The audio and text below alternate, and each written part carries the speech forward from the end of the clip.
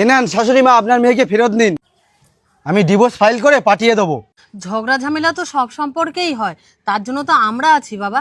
তার জন্য ডিভোর্স কেন, কি হয়েছে বাবা? ঝগড়া ঝামেলা হলে ঠিক তো হয় মা, সন্দেহ করলে কখনো ঠিক হয় না।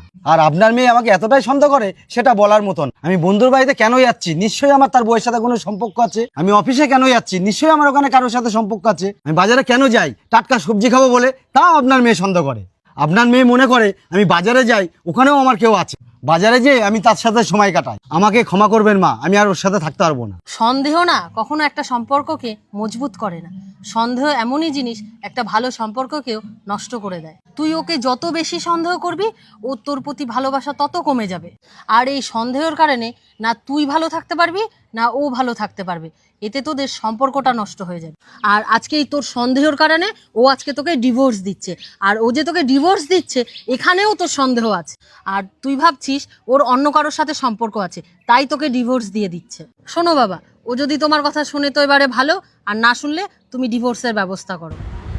একটা সুন্দর মিষ্টি সংসার তৈরি করতে গেলে স্বামী স্ত্রী উভয়কেই ভালোবাসা, ভরসা ও বিশ্বাস দিয়ে করতে হয়, সন্দেহ দিয়ে নয়।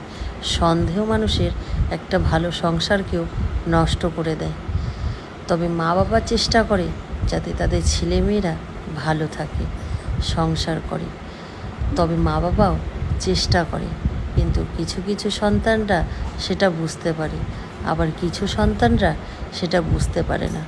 তাদের নিজেদের জেদের বশে তাদের সংসারটাকে নষ্ট করে ফেলে। কি বন্ধুরা, ঠিক বললাম তো?